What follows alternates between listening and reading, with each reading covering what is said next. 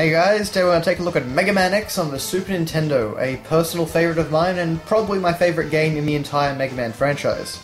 It's just a really excellent 2D platformer. But anyway, on the front we've actually got a bit of a weird looking scene. So we've got Mega Man X in his Ultimate armor for some reason.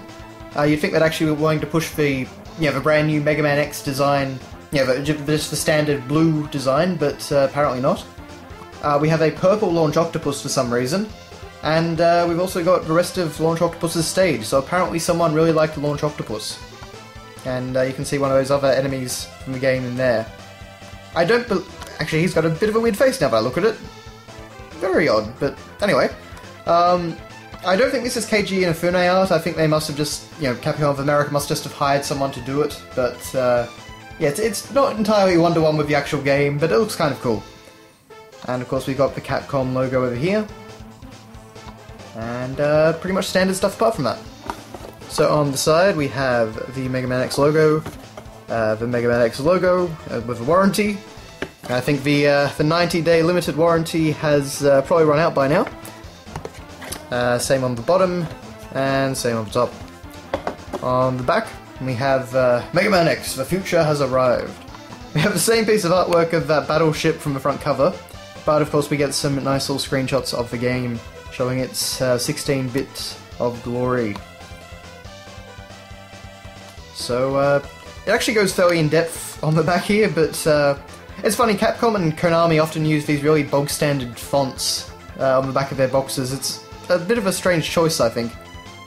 But, of course, near the end of his life, Dr. Light succeeds in creating the first of a new series of robots which will change the world. Able to think and make decisions, this new robot holds great danger as well as great possibilities.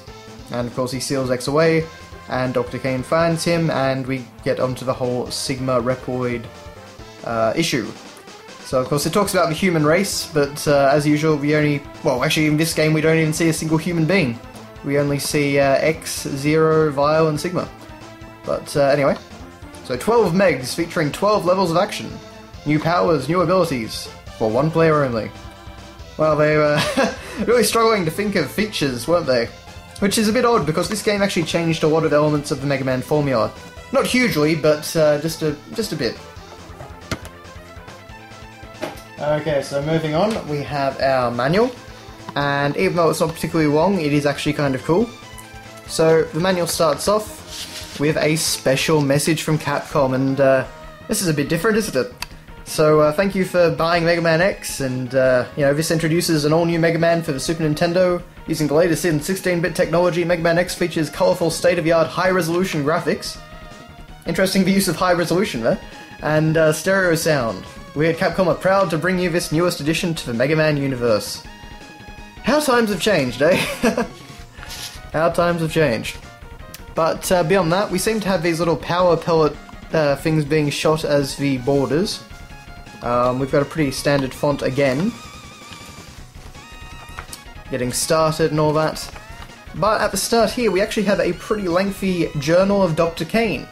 And this is actually quite interesting. I'm not sure if this is still entirely canon or not. Of course, I think this was just something that was written up by the, Capcom of America department about, just kind of with the outline that they'd been given by the Japanese developers. But it is a very fun read nonetheless, and it actually, Dr. Kane is actually looking for fossil records on Mesozoic plant life and things like that, and he just manages to stumble upon X, and it talks about how X actually helps him build the Repoids, and how after Sigma's betrayal, Zero actually becomes the leader of the Repoids and things like that. It's actually quite fun to read. They went to a lot of effort with it, and it definitely makes... It's definitely a very fun way of introducing the story, and goes more in depth than the game does by quite a long shot. Of course, we have how to use the controls. We actually finally get some screenshots and some artwork.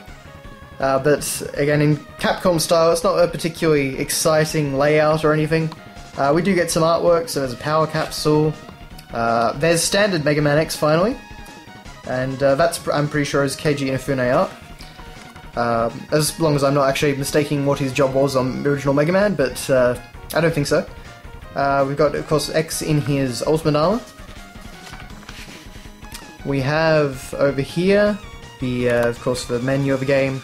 And then we have Dr. Light's design notes. These aren't quite as cool as Dr. Kane's journal, but basically all it is teaching you how to play the game in a slightly in-universe perspective. So, you know, X can now switch special weapons rapidly during battle using the L and R button. And, X's escape unit will allow him to teleport out of any area in which he's already cleared of robots. So, yeah. It just kind of teaches you some new things while trying to kind of keep it in universe. It just sounds a little bit silly though. I do kind of like this one, talking about the, like comparing the Mega Buster to the X Buster and things like that. It's a nice link between Classic and X. We get a list of our Mavericks, so of course all the 8 Mavericks that we have to fight, as well as Sigma down here. So that's pretty neat.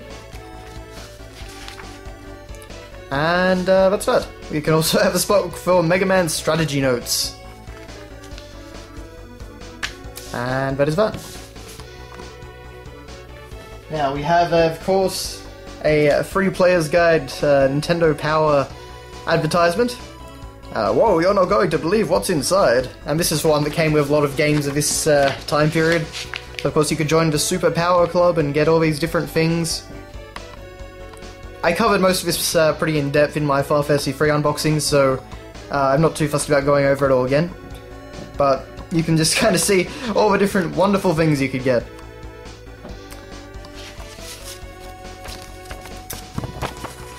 It gives you so much power, it's scary. This was a really bizarre marketing campaign. And of course we could get this free player's guide with top secret passwords. Yes. So that's all that. We have a Capcom warranty registration. Obviously the previous owner never used it, despite the fact that you could win free prizes. And of course you've just got to fill out this survey. So who purchased this game, who plays the game most, what systems do you own? Interesting that rather than saying NES, they just have Nintendo. But of course you can see what systems were out at the time and what was, well, what Capcom was interested in anyway. No mention of the TurboGrafx 16 on there. But anyway. So that's just kind of an interesting little artifact. We have, of course, the always exciting Consumer Information and Precautions booklet. We have a second Consumer Information and Precautions booklet, for some reason. We, of course, have the cartridge itself, and tiny bit dirty there, but for the most part pretty nice. Let's get this out. And you can see we've got some cover on it. I apologise for the disappearance of the sun right there, but it's been a bit of a tricky day to get weather right. But yeah, you can just see it's a reprint of the front cover. It's quite shiny actually. Back, all your normal stuff. 1991, 1992, Nintendo. And as a last little fun thing, we have the previous owner, who wrote at some point a last stage code down on a Diffelkin fluconazole once a day oral 4 sheet of paper. So, yeah, there you go. I always kind of like it when you get a little artifact from the previous owner. It's just a fun little time capsule, I guess you could say. But anyway, that has been your look at Mega Man X. Fantastic game, as I say, and definitely a nice little package. Particularly with that, you know, Journal of Dr. Kane bit in the manual and stuff like that. It's just kind of adds a bit more, I don't know, it's just a bit of fun, I guess you could say. But, yeah, I'm sorry I actually haven't done a unboxing for a little while, a few weeks now. Mainly it's just been weather. For whatever reason, the weather has been really dark, at least whenever I've tried to actually shoot anything, and it's actually been a bit sporadic today, as you'll probably have noticed, but I figured I'd like to get something done, so here's Mega Man X. So thanks a lot for watching, guys, and I will see you next time. Thanks for watching. If you liked this video, you might like to check out a few of my others. And if you want to see some more content, click that little subscribe button down at the bottom of the video. That's all from me, so thanks again, and I'll see you next time.